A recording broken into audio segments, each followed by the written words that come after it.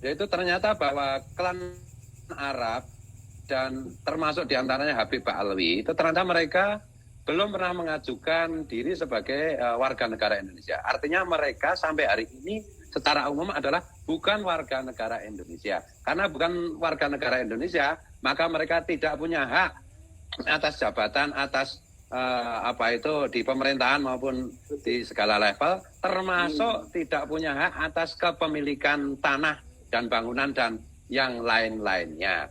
Nah ini Kang Mas sedang mengajukan judicial review ke MK, dan ini apakah bangsa ini mau dijajah, apakah bangsa ini mau diinfiltrasi, apakah eksistensi bangsa ini mau diposisikan dalam bahaya, ini semua tentu saja terserah kita semua sebagai bangsa, sebagai rakyat Indonesia. Teman-teman mahasiswa, sekali lagi saya notice, ini bangsa dan negara kita dalam keadaan sangat-sangat berbahaya. Kalau sampai MK tidak mau bertanggung jawab, kalau sampai para pakar hukum itu diam 1000 bahasa, bergeraklah. Kalau perlu ini saatnya revolusi. Revolusi, merdeka. Assalamualaikum, salam sejahtera untuk kita semua. Om Swastiastu, Namo Buddhaya, Rahayu, Salam. Semoga semua makhluk berbahagia. Salam Pancasila, merdeka. Merdeka. Dalam kesempatan kali ini kita ada tamu yang sangat penting, yaitu Raden Gus Subhan dari Terah Derajat. Beliau adalah advokat senior yang nanti akan dieksplor oleh Gus KRAT Fakih Wiradiningrat mengenai topik ini.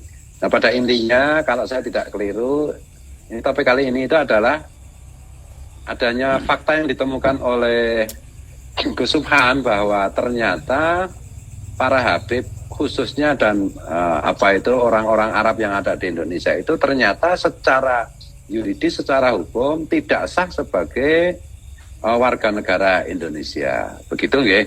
Nah, monggo Gus Fakih, saya persilahkan untuk memulai bersama Gus Subhan nggih.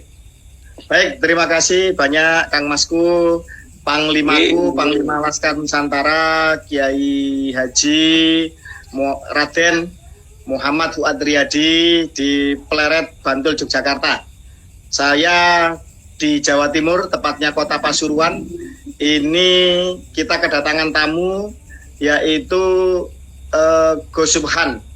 Nama lengkap beliau saya jelaskan adalah Haji Muhammad Subhan SHMH. Beliau kandidat doktoral UI yang juga advokat senior Pradi. Banyak jejak digital beliau, jejak digital kebangsaan. Beliau juga sudah akrab dengan Gus Dur, nanti ditampilkan di dalam layar nanti terkait ketika beliau dengan Bung Adnan Buyung Nasution di masa muda beliau. Beliau juga Panglima Kehormatan Dayak ya, dan sekian banyak aktivitas kebangsaan beliau yang lain yang nanti akan beliau jelaskan secara singkat, padat dan jelas. Yang paling penting dari bahasan malam hari ini adalah bahasan yang sangat penting, strategis dan bersejarah. Karena Bung Subhan, Mas Subhan ini melakukan suatu aktivitas yang nanti pasti akan menimbulkan gelombang tsunami, akan membuat gelombang pasang di dalam kehidupan kebangsaan Negara Kesatuan Republik Indonesia, di mana beliau mengajukan uji material judicial review ke Mahkamah Konstitusi untuk menggugat mewakili seluruh anak bangsa pribumi Nusantara tentang keabsahan kewarganegaraan seluruh klan Arab, terutama klan Ba'alwi yang akhir-akhir ini begitu meresahkan bangsa, ngaku cucu Nabi ternyata belum terkonfirmasi, membelokkan makam, mengklaim sejarah bangsa dan lain sebagainya. Patut kemudian saya landasi. Nanti Bung Subhan akan memperkenalkan dirinya ya. Tapi patut akan saya landasi sebentar. Dalam konstitusi kita, Undang-Undang Dasar Negara Republik Indonesia tahun 45. yang mengatur tentang kewarganegaraan pada pasal 26 dan ini tidak pernah diamandemen. Oke, nanti Bung Subhan akan menjelaskan lebih utuh, lebih rinci. Pasal 26 ayat 1 mendefinisikan, menjelaskan siapa itu warga negara Indonesia. Nah, nanti Bung Subhan akan menjelaskan. Yang kedua, tentang ayat 2 tentang definisi penduduk. Nah, yang ketiga, hal-hal yang belum diatur akan diperjelas di undang-undang aturan hukum di bawahnya. Nah, Bung Subhan melakukan uji material tentang produk undang-undang yang dianggap melanggar atau bertentangan atau tidak sesuai dengan konstitusi kita di Mahkamah Konstitusi.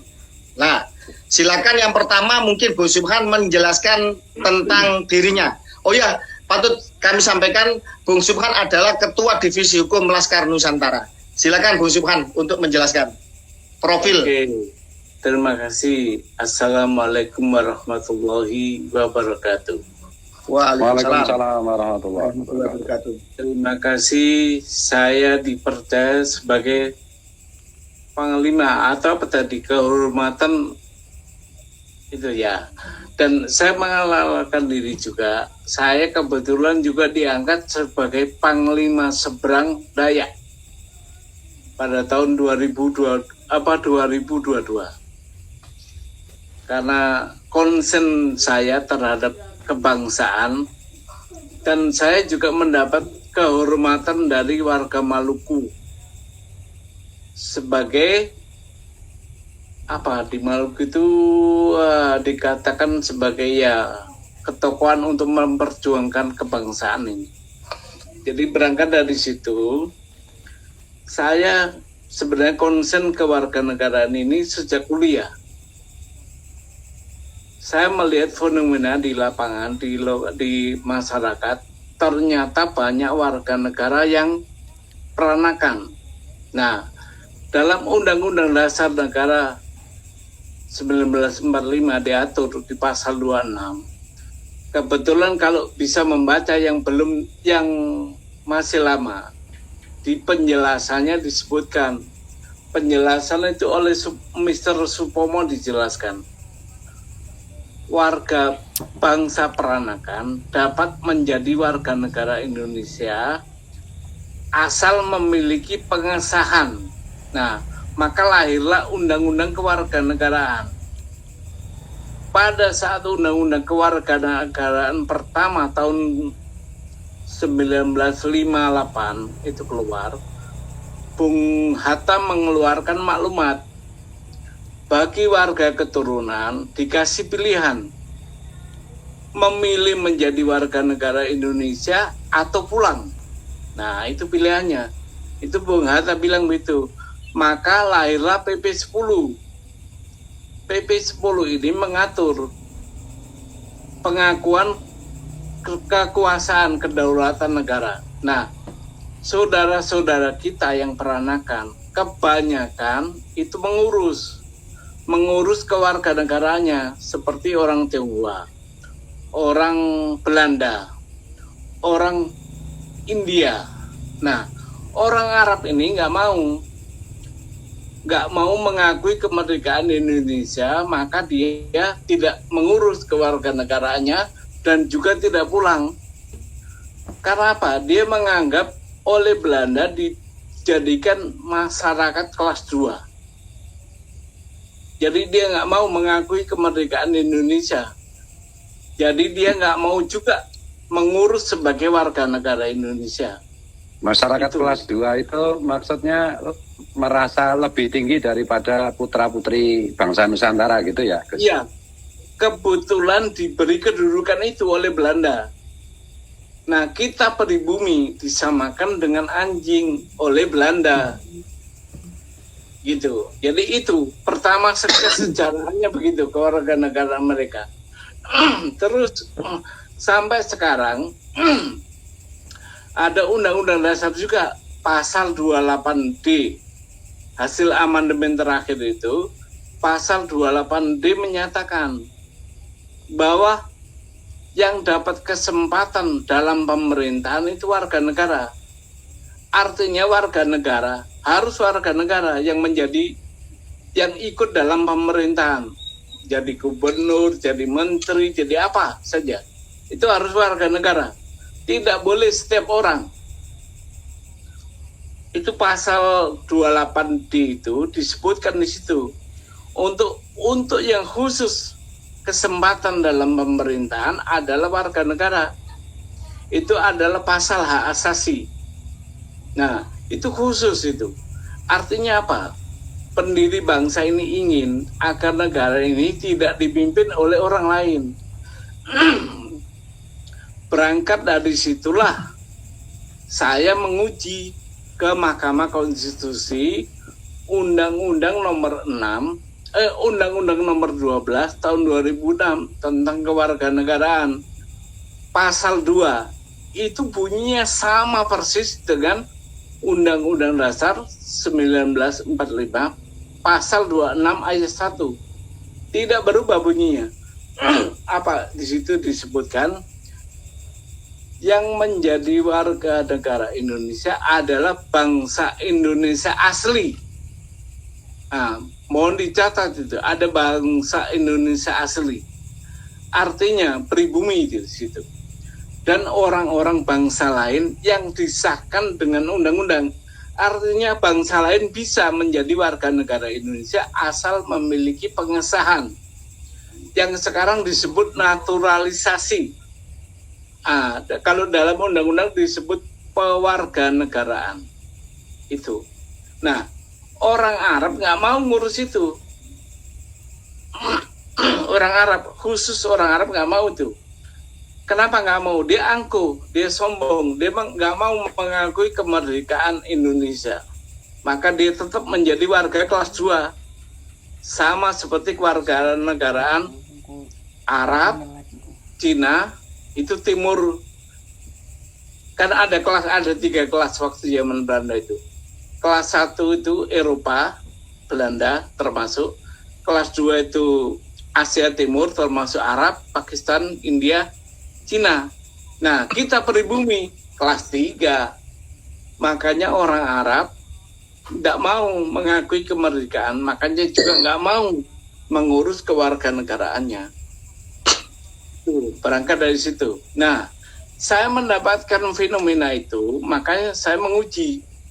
Saya minta kepada MK nantinya itu bahwa pengesahan sebagai warga negara, pengesahan itu harus dibuktikan, harus ada bukti.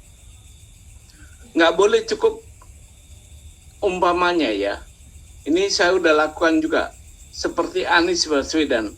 Waktu mau menjadi calon presiden, itu saya gugat. Kenapa? Saya yakin dia nggak punya pengesahan sebagai warga negara. Ternyata benar nggak punya dia. Tetapi hakim menyatakan bahwa hakim tidak berwenang mengadili perkara ini. Saya bawa ke TUN. Di pengadilan TUN ditolak juga. Di NU juga. Alasannya, saya tidak memiliki kewenangan karena saya bukan peserta pemilu. Akhirnya saya bawa ke DKPP, Dewan Etik. Di Dewan Etik juga didiskualifikasi karena nggak ada pelanggaran etik. Padahal KPU mencalonkan Anies, menerima pencalonan Anies, itu melanggar Undang-Undang Dasar. Kenapa? Anies itu bukan tidak memiliki status kewarganegaraan sejak kelahirannya. Pasal 6 itu mengatur calon presiden dan calon wakil presiden harus warga Indonesia sejak kelahirannya. Artinya apa? Orang tuanya Anies harus warga negara, sehingga dia bisa dikatakan warga negara sejak kelahirannya. Dan itu nggak punya. Meskipun punya KTP ya? Dia hanya punya KTP dan KK. Sementara baik. Jadi gini. KTP gini, ketundukan KTP dan KK itu tunduk pada Undang-Undang Administrasi Kependudukan. Sementara kewarganegaraan, pengesahan itu tunduk pada Undang-Undang Kewarganegaraan. Jadi beda, kompetensinya beda. Yang mengesahkan pun beda. Kalau KTP atau KK itu cukup dukcapil, sementara kewarganegaraan itu sampai presiden. Ya, sebenarnya gini, Kang Mas Subhan, itu di pasal 26 UUD 45 itu telah jelas. Kalau ayat 1 mengatur tentang siapa yang menjadi warga negara Indonesia. Yang pertama adalah orang bangsa Indonesia asli. Artinya mereka suku bangsa Indonesia asli seperti Jawa, Sunda, Madura, Minang, Batak, Makassar, Bugis dan lain sebagainya, Papua, itu jelas. Grupnya apa, Gus? Dan Indonesia asli. mayoritas C, Dan itu otomatis menjadi warga negara. Dan gini, Itu. selain orang-orang bangsa Indonesia asli, suku-suku asli bangsa Indonesia, itu adalah orang-orang bangsa lain yang disahkan dengan undang-undang sebagai warga negara. Artinya bangsa lain pun bisa untuk menjadi warga negara Indonesia dengan mengajukan dengan suatu aturan-aturan tertentu, dengan suatu cara-cara tertentu untuk dapat disahkan. Misalkan naturalisasi, asimilasi, atau kalau sekarang marak sepak bola, misalnya bintang sepak bola itu ya, dia punya leluhur orang bangsa Indonesia asli, tapi dia masih harus mengajukan. Dan itu sampai ke presiden, DPR pun sampai dibahas di DPR. Artinya tidak mudah untuk menjadi warga negara Indonesia. Tolong nanti dijelaskan tentang asas warga negara Indonesia menganut sistem apa, Kang Mas Subhan. Itu yang pertama. Yang kedua tadi Gus Suat bertanya tentang apakah tidak bisa dibuktikan warga negara itu hanya dengan memiliki KTP atau akte kelahiran. Tadi Kang Mas Subhan mengatakan tidak bisa karena itu urusannya dengan Dukcapil. Kewarganegaraan beda. Sebenarnya di ayat 2 Undang-Undang Dasar 45 pasal 26 itu diatur penduduk. Jadi penduduk Indonesia ialah warga negara Indonesia. Dan orang-orang asing yang bertempat tinggal di Indonesia. Jadi orang asing pun bisa menjadi penduduk Indonesia. Tidak serta-merta dia adalah warga negara. Jadi begitu. Iya, betul. Jadi definisi yang berbeda antara warga negara, status kewarganegaraan dengan penduduk Indonesia. Itu status yang berbeda, dua hal yang berbeda. Oke, mohon dilanjut. Saya jelaskan. Berangkat dari pasal 26 Undang-Undang Dasar itu, kita bisa mengkategorikan bahwa warga negara Indonesia itu terdiri dari dua. Satu dari bangsa Indonesia asli, kedua dari bangsa lain yang disahkan dengan undang-undang. Artinya ada dua karakter WNI ini. Jadi yang berasal dari bangsa Indonesia asli dan bangsa lain yang disahkan dengan undang-undang. Itulah warga negara. Nah, siapa saja yang boleh? Semua orang boleh, tapi boleh di sini dengan syarat. Syaratnya apa? Mengajukan. Banyak syaratnya. Itu diatur dalam Undang-Undang Nomor 12 Tahun 2006. Indonesia menganut ius sanguinis. Artinya bukan kelahiran. Menganut pada darah. Jadi warga negara Indonesia itu ngikut bapaknya. Darah bapaknya. Misalnya warga negara Amerika kawin dengan perempuan Indonesia, itu anaknya kalau menurut Indonesia itu anaknya orang Amerika. Tapi menurut Amerika itu menganut asas ius soli, daerah. Jadi di mana tempat dia lahir, dia menjadi warga negara. Nah, di Indonesia dikasih pilihan.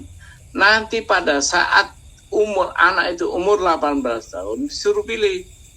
Kau menjadi warga negara Indonesia di mana kau lahir, atau menjadi warga negara Amerika di mana bapakmu orang Amerika. Nah, begitu. Nah, kalau penduduk gampang. Karena orang asing pun boleh punya KTP. Tapi juga ada syarat. Yang jelas penduduk dengan warga negara itu beda.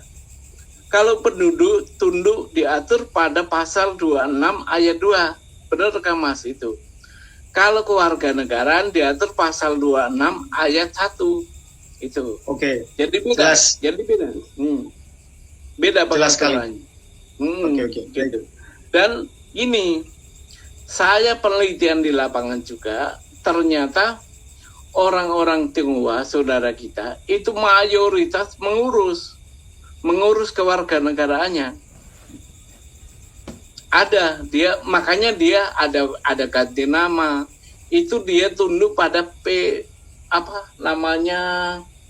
ya, yang dikenal oleh mereka itu P10, yaitu ketundukan dia mengurus sebagai warga negara. Nah, dia juga ada yang pulang di negerinya, ke negerinya, dia juga ada pulang. Contohnya, pernah ada polemik mengenai Ahok. Ingat, Ahok itu kata Yusril, kata Prof. Yusril, nggak bisa menjadi calon presiden. Karena apa? Ahok saat lahir itu orang tuanya belum warga negara Indonesia, baru proses urus. Keluar kewarganegaraannya Indonesia tahun 80-an, kata Yusril. Maka Ahok waktu lahir itu belum warga negara Indonesia bapaknya. Sehingga Ahok bukanlah memiliki kewarganegaraan Indonesia sejak kelahirannya. Itu kata Yusril. Ya, artinya apa? Ada pembanding di situ. Kalau calon presiden itu spesialis. Makanya untuk mengganti dulu kan harus orang Indonesia asli, bangsa Indonesia asli. Terus diamandemen menjadi warga negara Indonesia sejak kelahirannya. Nah, orang klan Ba'alawi, Arab khususnya, tidak akan bisa menjadi calon presiden. Karena apa? Karena dia tidak memiliki pengesahan sebagai warga negara, orang tuanya terutama, sehingga dia tidak menjadi warga negara sejak kelahirannya. Itu penjelasannya. Oke. Begini. Sekarang saya lanjut sedikit. Kenapa saya kayak minta? Karena sekarang di lapangan secara empirik terjadi orang-orang Arab, orang-orang yang tidak punya pengesahan sebagai warga negara, ternyata ikut dan diajak dalam pemerintahan. Maka saya nggak rela negeri saya dipimpin oleh orang-orang yang tidak memiliki pengesahan sebagai warga negara. Itu dipicu dari itulah saya mengajukan uji materi. Sehingga pasal 2 nanti inkonstitusional kecuali dibuktikan dengan pengesahan. Hanya kata-kata itu aja, dibuktikan. Karena selama ini dia nggak punya bukti itu. Artinya apa? Panah saya ini saya tujukan kepada siapa saja sebenarnya. Tapi kalau kena Ba'alawi itu ya alhamdulillah kena. Memang dia bukan WNI gitu loh. Oke, baik. Jadi gini, perjuangan Kang Mas Subhan sejak mahasiswa, itu nanti ditampilkan foto beliau bersama Gus Dur, Bung Adnan Buyung Nasution, kelompok-kelompok yang pro kebangsaan, pluralisme sejak zaman dulu. Terbukti beliau juga aktif di berbagai macam kegiatan di suku-suku pribumi asli Nusantara. Keresahan beliau, keprihatinan beliau bahwa telah terjadi kesalahkaprahan di dalam struktur hierarki kebangsaan ini, di mana ketika zaman penjajahan, tadi saya ulas ya, tadi beliau mengulas juga tentang segregasi kelas, pembagian kelas, warga elit adalah kulit putih, terus kemudian warga timur asing jauh itu warga kelas 2, Arab, India, Cina, dan lain sebagainya. Sementara pribumi kita disamakan dengan anjing kelas 3, Honden and Inlander for Verboden. Nah, seperti itu. Iya, betul. Ini ternyata menurut eksplorasi beliau, penelitian beliau, hanya klan Arab atau mayoritas klan Arab terutama klan Ba'alwi, begitu ya, yang ternyata tidak pernah mengajukan kewarganegaraan, sehingga bisa dikatakan mereka itu tidak sah untuk membuat organisasi. Berarti Rabithah Alawiyah tidak sah toh, karena dia organisasi yang menghimpun orang asing, itu yang pertama. Yang kedua, berarti klan Ba'alwi tidak boleh menjadi one team press. Betul nggak? Betul.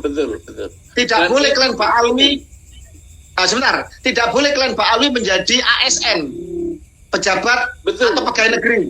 Yang kedua, tidak boleh menjadi TNI Polri, benar nggak? Betul. Tidak boleh menjadi jabatan publik, wali kota, gubernur, bupati, dan lain sebagainya, apalagi menteri. Betul apa tidak? Betul. Karena gini, saya jelaskan kenapa betul. Itu harus merujuk pada pasal 28D ayat 3. Di situ disebutkan bahwa setiap warga negara berhak memperoleh kesempatan yang sama dalam pemerintahan. Warga negara ya? Warga negara. Kalau dia punya pengesahan sebagai warga negara boleh. Kalau nggak punya nggak boleh. Haram hukumnya itu. Haram menurut konstitusi. Nah, kebetulan juga di semua undang-undang organik, undang-undang Watimpres, undang-undang kementerian, undang-undang apa saja, itu ditentukan harus warga negara Indonesia. Itu. Jadi semua undang-undang organik, mau ASN, mau Watimpres, mau kementerian, pejabat negara, anggota dewan, semua itu disebut persyaratannya harus warga negara Indonesia. Artinya apa? Orang dari bangsa lain kalau memiliki pengesahan boleh dia menjadi ikut dalam pemerintahan, tapi kalau nggak punya itu orang asing, sama aja kita dipimpin penjajah. Karena inti penjajah itu kan kepemimpinan yang dipegang oleh orang asing. Monggo Gus Suat. Wah, ini menggelegar ini nanti ini. Jadi Anies Baswedan Kemarin jadi gubernur di DKI itu tidak sah ya secara yuridis. Tidak memenuhi syarat. Itu kecelakaan tuh. Kecelakaan konstitusi kita tuh. Kemudian sekarang ini pejabat-pejabat bupati, wali kota atau gubernur atau yang di TNI atau yang di Polri dari klan Habib dan Arab lainnya, itu berarti mereka secara yuridis wajib dipecat karena bukan warga negara Indonesia. Dan yang pertanyaan saya begini, Kang Mas Subhan, gimana? Bukan warga negara Indonesia itu, apakah itu ada bedanya antara menjadi calon presiden atau presiden dengan pejabat di bawahnya, atau syarat ini berlaku untuk semua level dari calon presiden maupun calon bupati, calon wakil bupati dan ASN itu semuanya sama harus warga negara Indonesia asli atau ada perbedaannya? Kalau hanya presiden yang disebut harus menjadi warga negara Indonesia sejak kelahirannya. Yang lain boleh, yang penting warga negara. Nah, hanya presiden yang disebut pasal 6 itu. Saya dengar pasal 6 begini, masih ada bupati di daerah Jawa Barat yang katanya itu klan Ba'alwi. Berarti kan dia bukan TNI. Berarti dia harus dicopot oleh Menteri Dalam Negeri ya?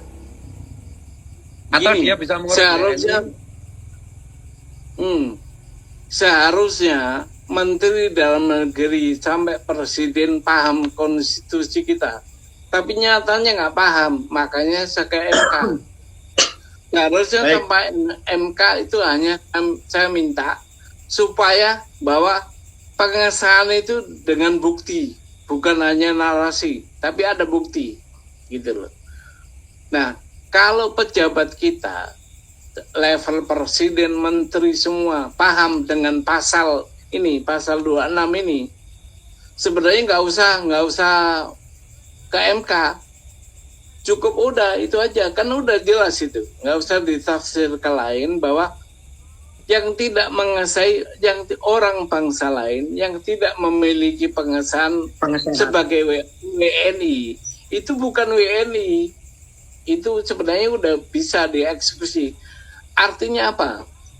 Yang mengajak, yang mengangkat, dan yang diangkat melanggar Undang-Undang Dasar sebenarnya. Umpamanya, Presiden mengangkat Saudara Haikal Hasan, Saudara Lutfi Saudara Ahmad itu yang lagi viral itu, yang anak muda itu, Raffi Ahmad itu melanggar konstitusi itu. Coba tanya, tak punya nggak dia pengesahan sebagai WNI? Dia nggak punya dia. Nah, untuk itu saya juga udah pernah protes ke Prabowo, tapi dijawab oleh Sekretariat Negara bahwa pengangkatan dia sudah sesuai dengan undang-undang. Kan kacau itu. Dulu Mas Subhan berjuang seorang diri, sehingga apa yang beliau perjuangkan itu mudah digencet, mudah dibelokkan, atau mudah kemudian diabaikan. Atau intinya itu karena seorang diri tidak ada gaungnya, sehingga kemudian jawaban-jawaban seperti yang berkelit dan lain sebagainya itu adalah jawaban-jawaban dari mereka yang tidak bertanggung jawab atau tidak berani membuat keputusan sehingga lepas tangan. Betul. Makanya di negeri ini berlaku no viral, no justice. Kalau tidak viral, maka tidak ada keadilan. Sehingga kita harapkan semua tampilnya beliau dan bergabungnya beliau ke Laskar Nusantara ini nanti menjadikan viral, menjadikan gaung perjuangan beliau ini bisa didengar di seluruh pelosok Nusantara, di seluruh lapisan elemen dan segmentasi bangsa ini. Bahwa apa? Bahwa nyata-nyata telah terjadi pelanggaran fatal konstitusi kepada sebuah klan atau sebuah ras yang ternyata tidak pernah atau belum sah menjadi warga negara Indonesia, dan mereka ternyata bisa bobol, bisa lolos menjadi calon presiden, menjadi one team press, itu Pak Lutfi bin Yahya itu menjadi utusan presiden. Sekarang ada siapa? Haikal Hasan itu, ada Raffi Ahmad bukan Arab, Kang Mas. Raffi Ahmad keturunan Pakistan kalau tidak salah. Coba diuji lagi nanti. Ya, terus kemudian menjadi wali kota kemarin, wakil wali kota, bupati dan lain sebagainya. Ini kan parah ini. Lah kalau presiden, Mendagri dan seluruh jajaran pemerintahan kita, pemangku kebijakan, pemangku negara mengabaikan ini, berarti nyata-nyata menabrak dan melanggar konstitusi, menyalahi sumpah setia jabatannya. Jadi gimana Gus?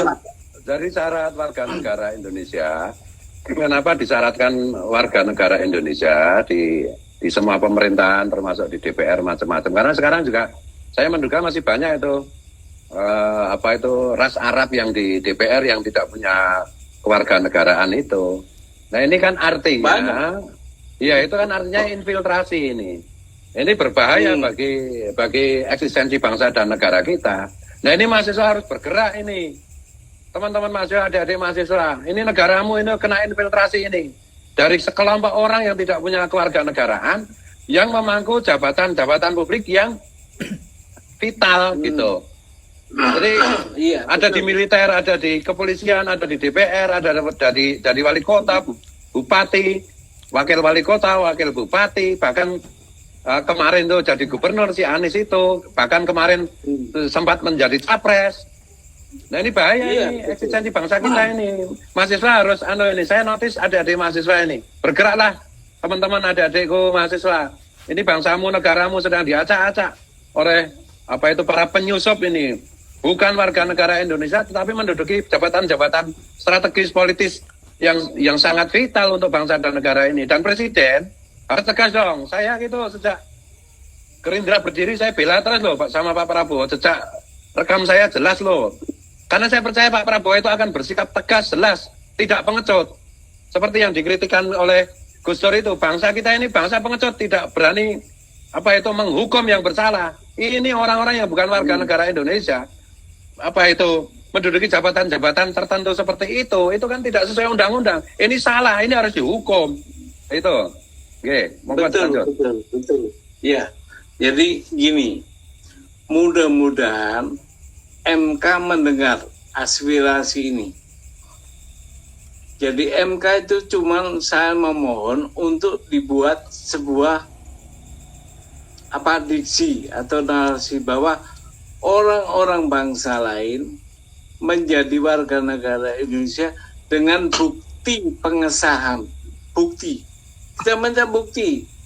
Karena gini, pengesahan itu berupa fisik dari presiden atau sekarang Menteri Hukum dan HAM yang ngeluarin gitu. Jadi cukup dengan fisik bukti aja. Nanti kita sisir orang-orang yang tidak mempunyai pengesahan, yang telanjur duduk di pemerintahan, kita minta dianulir semuanya. Mau anggota dewan, mau hakim, mau polisi, mau jaksa, harus dianulir karena itu melanggar konstitusi dan undang-undang. Oke, baik. Tujuan saya itu. Saya begini. Sebentar Kang Mas. Ya. Ini ormas ini ya, soal ormas. Ormas itu kan keberadaannya, eksistensinya secara yuridis kan harus didirikan oleh warga negara Indonesia. Orang yang tidak punya kewarganegaraan Indonesia, maka dia tidak berhak mendirikan ormas. Dan kalau dia mendirikan ormas itu harus dibakar, itu harus dihapus, itu harus dibubarkan, itu seperti Robito Alawiyah itu. Mereka kan orang-orang yang bukan warga negara Indonesia. Gimana nih Mas Kang Mas Subhan dan Gus Pake? Kalau Robito Alawiyah, saya punya klonya lain. Itu dia sebuah pelanggaran hukum. Jelas. Jadi organisasi yang membuat pelanggaran hukum. Apa pelanggarannya? Satu, organisasi ini orang asing, orang Arab, bukan bangsa Indonesia. Kedua, dia membuat catatan sejarah yang dibelokkan. Itu melanggar. Kenapa? Dia mengaku keturunan Nabi dan dia membuat sertifikat. Tapi ternyata tidak nyambung. Itu perbuatan melawan hukum namanya. Jadi organisasi itu bisa dibubarkan, tapi kenyataannya eksis, bahkan Dirjen AU mengeluarkan AU-nya dia sebagai badan hukum. Gitu. Jadi gini, Kang Mas, perjuangan panjenengan ke MK Judicial Review untuk membatalkan, untuk meninjau segala produk perundangan di bawah konstitusi kita yang tidak sesuai dengan konstitusi kita, yang tidak sejalan bahkan melawan konstitusi kita, harus diberangus, harus ditinjau ulang, harus dibatalkan. Ini adalah perjuangan menjebol sebuah pohon kebatilan dari akarnya. Kalau ini jebol, maka batang, ranting, dahan, daun, bunga, dan tidak mungkin berbuah kalau ini sampai terjebol. Artinya perjuangan panjenengan ini sangat besar, butuh dukungan seluruh anak bangsa.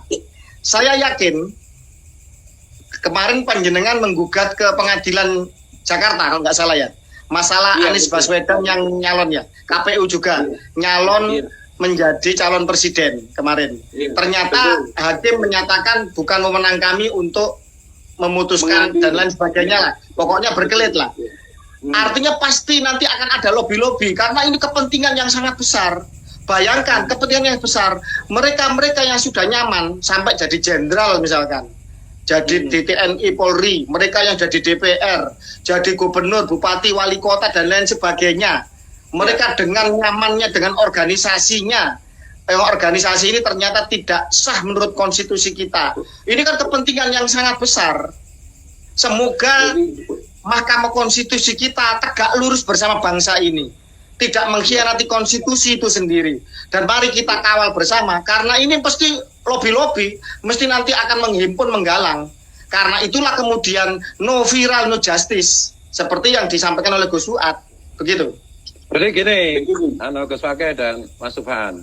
Ini Iya, untuk iya. semua orang yang paham hukum. Saya itu kan bukan sarjana hukum. Advokat, kemudian hakim, jaksa, dan semua orang yang ada di di ranah hukum ya. Ini saatnya semuanya ini bergerak membela bangsa ini. Kalian itu udah banyak dosanya. Kalau ini aja kalian picek matane, itu kalian masuk neraka beneran ini. Udah dosa-dosa Iya. kemarin itu masih bisa dimaklumi lah. Tapi ini menyangkut eksistensi bangsa dan negara ini, infiltrasi ini kedaulatan ini. Gitu.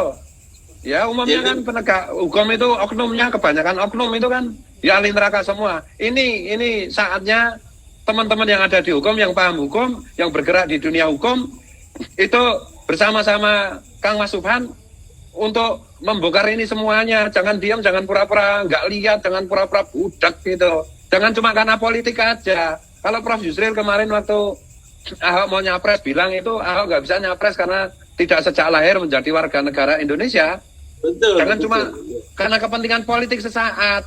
Kita loh. Ini politik kebangsaan ini. Sekaligus kita klarifikasi bahwa Kang Mas Subhan, bahwa Gus Fakih, bahwa saya ini nggak ada kepentingan politik praktis apapun. Ini semata-mata untuk menjaga kedaulatan bangsa dan negara kita dalam Iya. ranah khususnya hukum. Begitu nggih, Kang Mas? Monggo. Betul, gini. Jadi saya itu udah banyak dituduh rasis. Bukan, kalau saya dituduh rasis, amandemen itu undang-undang. Itu bunyi undang-undang dasar. Dan undang-undang dasar pasal 26 itu mayoritas diadopsi oleh konstitusi dunia. Amerika, Belanda, Perancis itu bahasanya begitu. Jadi dia menyediakan sewaktu-waktu pasti ada warga negara lain yang bangsa lain yang ingin menjadi warga negaranya. Jadi itu nggak akan dirubah itu pasal 26 itu.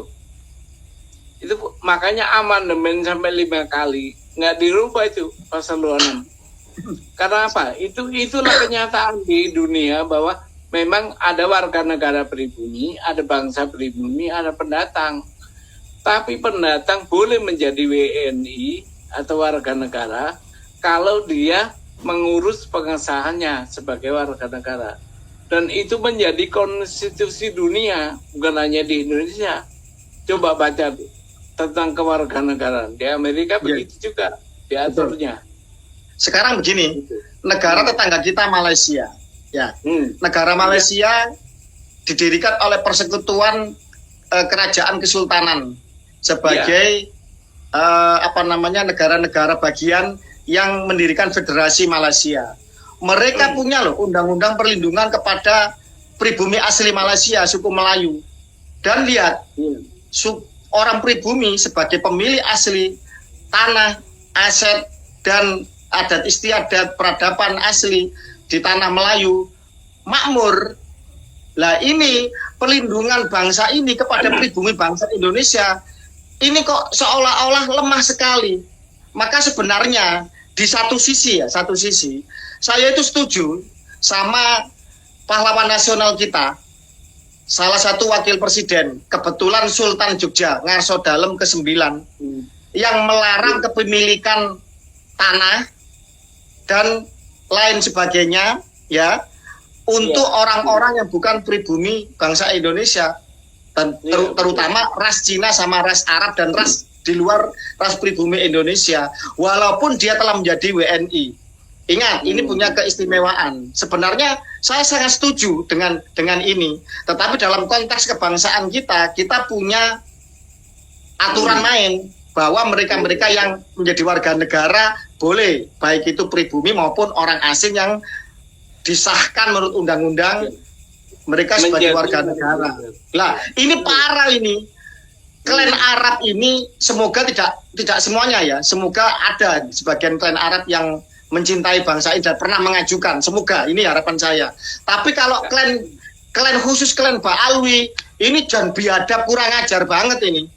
Sudah mereka bukan WNI, bukan warga negara, mereka makan, minum, berak ya dari bumi ini, ndawir ngerampok kepada pribumi kita, memuji-muji Tarim, memuji-muji Yaman. Coba ayo kita survei, kita kumpulkan mereka, suruh mereka pindah ke Yaman sana, negeri yang katanya penuh barokah, pintu surga. Mau nggak mereka? Dobel semua itu. Belum lagi mereka ngaku cucu Nabi, kemudian dengan segala macam cita-cita yang kurang ajar, makam-makam leluhur kita dibelokkan, dan kejahatan-kejahatan kebangsaan lain, merasa tidak setara, merasa rasnya lebih unggul. Ini kan bangsat sekali, non sewu. Ini kata-kata sarkastik. Karena apa? Melihat kenyataan ini, saya kok semakin, wah ini tidak bisa dibiarkan ini. Ternyata mereka bukan warga negara Indonesia. Mereka orang asing yang sekian ratus tahun dibawa oleh Belanda dan hidup di tengah-tengah kita, dan hingga detik ini masih sombong dan masih arogan. Wah ini harus dikasih pelajaran, harus dipertegas ini narasi kita. Monggo Gus. Jadi sebenarnya ada contoh menarik. Kita harus tegakkan peraturan gitu. Peraturannya apa adanya ya harus kita tegakkan. Yang salah juga harus dihukum, kan begitu. Nah ini kan mereka salah, mereka bukan warga negara. Yang saya mau tanyakan gini Kang Mas Subhan, apakah warga negara yang tidak punya kewarganegaraan Indonesia itu punya hak milik atas tanah gitu? Kalau tidak punya hak, kalau punya hak tidak masalah. Kalau warga tidak punya kewarganegaraan, terus sekarang memiliki tanah, berarti konsekuensinya kan tanah itu harus disita oleh negara juga kan? Kembalikan pada negara. Betul. Di hukum agraria, tanah dan air itu dikuasai oleh negara dan semakmur untuk kemakmuran bangsa Indonesia. Orang tidak boleh memegang hak, dia harus melepaskan hak miliknya dia. Nah, di Indonesia boleh memiliki tanah di Indonesia, apalagi hak milik. Nah ini Habib punya itu, udah punya. Jadi negara itu wajib menyita harta milik berupa tanah dan bangunan dari para Habib yang bukan warga negara ini ya? Mestinya sampai ke sana efeknya. Harusan. Tapi orang kita, pejabat-pejabat kita permisif sama mereka. Semua dilayani kayak warga negara Indonesia gitu loh.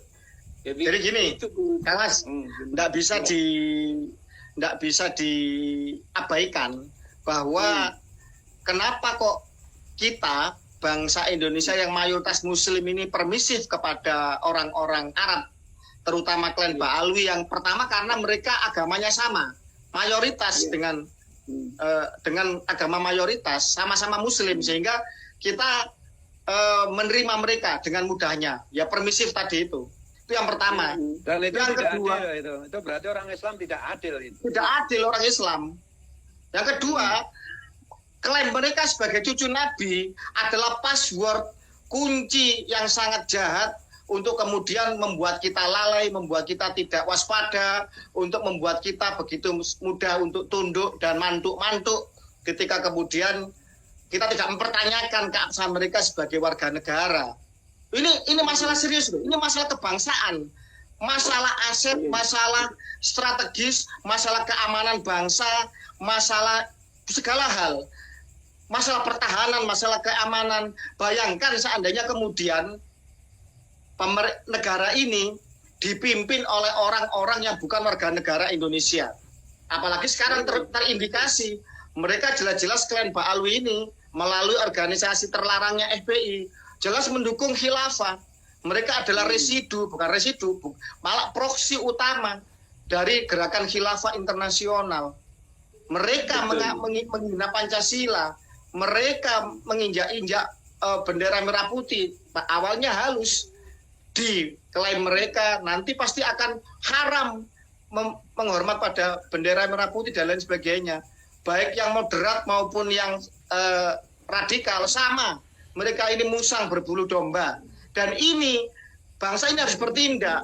Jadi seorang Tuhan yang kebetulan terah derajat, Terawali Songo, dekat sama Gus Dur di masa silam, dekat sama orang-orang yang pro demokrasi, orang yang pro kebinekaan pluralisme dan lain sebagainya, harus didukung oleh semua anak bangsa. Ini vital. Mari kita kawal perjuangan beliau, berjuang di Mahkamah Konstitusi ini. Dan Tolong hakim-hakim di Mahkamah Konstitusi, tolong jangan sampai Anda mau dilobi, jangan sampai Anda berbelok arah, jangan sampai Anda silau dengan apapun. Kalau Anda memang betul-betul mencintai bangsa ini, Anda harus tegak lurus dengan konstitusi itu sendiri. Jangan meludah di piring tempat kita makan. Jangan di lembaga pembela konstitusi, malah kita akan melanggar konstitusi. Jadi Siapa bangsa kalian kalau sampai itu? Jadi gini, kalau orang-orang yang paham hukum di Indonesia, baik yang berwenang maupun yang di luar pemerintahan, kalau tidak bertindak, ini bahaya sekali ini. Ini bisa terjadi revolusi ini. Itu loh. Karena ini pelanggaran konstitusi, ini langsung bertabrakan dengan kepentingan eksistensi bangsa dan negara kita ini. Ini kalau mahasiswa, teman-teman adik-adik mahasiswa menyerukan revolusi, kalau masalah ini tidak selesaikan, saya dukung sepenuhnya. Karena ini berbahaya sekali untuk eksistensi bangsa dan negara kita ini. Gimana ini, Kang Mas Evan? Gus, untuk hal itu, saya sudah membuat surat terbuka kepada Pak Prabowo bahwa kita harus berdisiplin berwarga negara.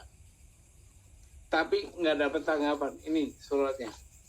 Surat terbuka kepada Pak Prabowo tentang disiplin kewarganegaraan. Itu kebijakan Trump. Trump itu membuat kebijakan pemurnian kewarganegaraan. Artinya apa? Presiden kita juga harus begitu. Pertama-tama yang harus dibenahi warga negara dulu. Trump itu begitu jadi presiden kedua nih, dia menandatangani kalau di sini impres atau kepres bahwa warga asing itu akan ditertibkan.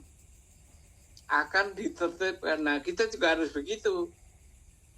Karena Amerika banyak warga negara asing dari negara tetangga yang lompat pagar lah apa-apa itu. Nah, itu ditertibkan. Berangkat dari itu, saya membuat surat ke Pak Prabowo untuk disiplin berwarga negara. Kenapa begitu? Karena kita punya undang-undang dasar yang mengatur tentang warga negara. Tapi kenapa banyak orang asing, orang lain yang bukan warga negara, tapi malah justru diajak dalam pemerintahan? Itu surat terbuka saya kepada Pak Prabowo.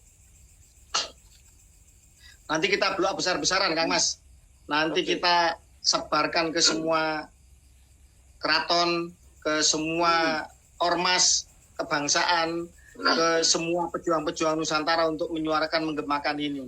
Bahwa bukan saja mereka memalsukan nasab sebagai cucu Nabi, bukan saja mereka membelokkan sejarah bangsa, bukan saja mereka mengkapitalisasi agama Islam terutama, bukan saja mereka melakukan hegemon dan kooptasi untuk bangsa ini, bukan saja mereka ingin merampok kebudayaan, sejarah kita, peradaban kita, tapi nyata-nyata mereka orang asing yang berlaku kurang ajar di negeri tercinta kita.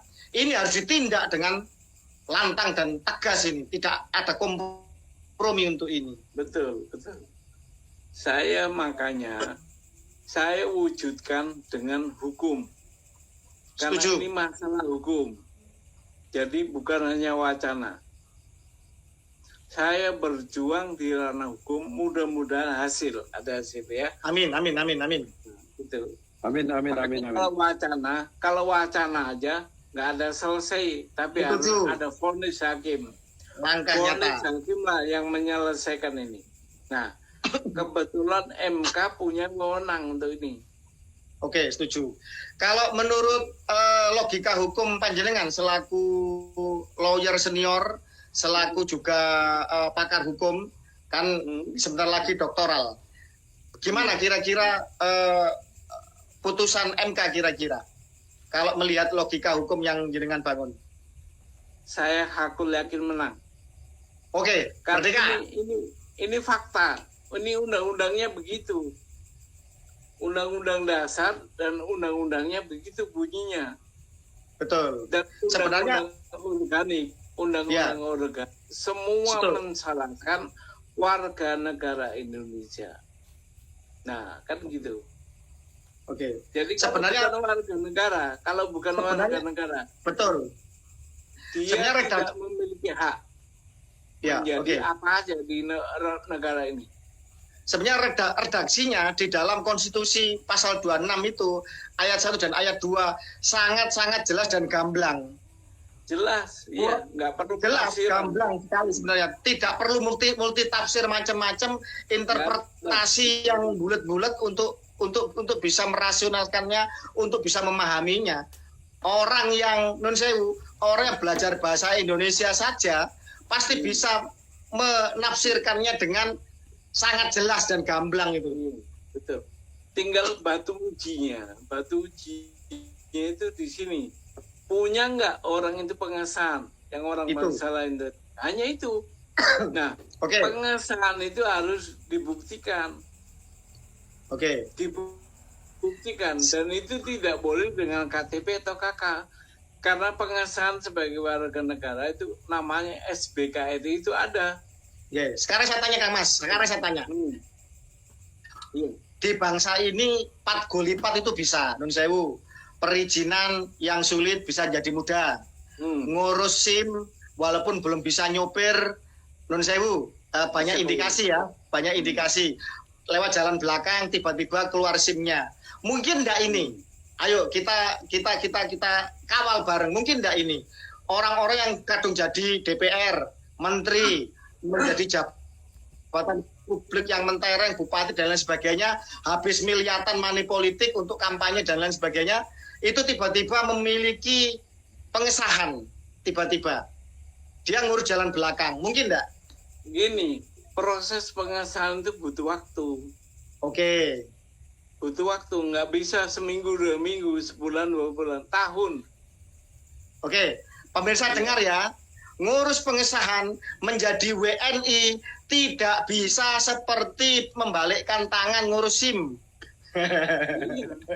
Karena ini ada syarat, banyak syaratnya itu. Ya. Jadi nggak kayak ngurus SIM, nggak kayak ngurus KTP, beda. Dan itu pengesahannya oleh Presiden yang sekarang didelegasikan kepada Menkumham. Oke. Gitu Oke. ya. Jelas. Jadi nggak bisa tiba-tiba begitu bisa punya pengesahan, nggak bisa. Jadi bila menurut aturan yang jelas itu tidak mudah dan serta-merta begitu saja tiba-tiba saya yang terbukti belum pernah mengajukan pengesahan bapak saya atau kakek saya tiba-tiba saya tiba-tiba loh ini saya jadi bupati sah karena saya sudah punya pengesahan, saya sudah ngurus pengesahan. Tidak bisa ya? Nggak bisa, karena gini, itu terdaftar dalam berita negara. Oke. Nggak bisa. Baik. Kalau KTP nggak perlu. Kalau pengesahan warga negara itu ada nomor serinya, ada berita negara. Oke. Dicatat di sana, ya. Monggo Gus Suat, kemungkinan apa yang bisa ini perjuangan ini harus didukung. Monggo. Apakah ini sudah semuanya disampaikan Kang Mas Subhan? Atau masih ada yang perlu disampaikan lagi? Saya ingin menyampaikan, andai kata MK menolak, tapi dia nggak akan merubah undang-undang dasar. Dan ini undang-undang dasar masih berlaku. Artinya apa? Andai kata tanpa putusan MK, kita yang peduli menyuarakan undang-undang ini, gitu loh. Jadi ada kemungkinan MK masuk angin ya, kemungkinan ya. Selalu ada. Potensi itu selalu ada. Potensi mafia hukum, potensi kepentingan politik di atas kepentingan kebangsaan akan selalu ada. Selalu ada. Karena dia manusia juga. Dia manusia juga kan. Oke, monggo.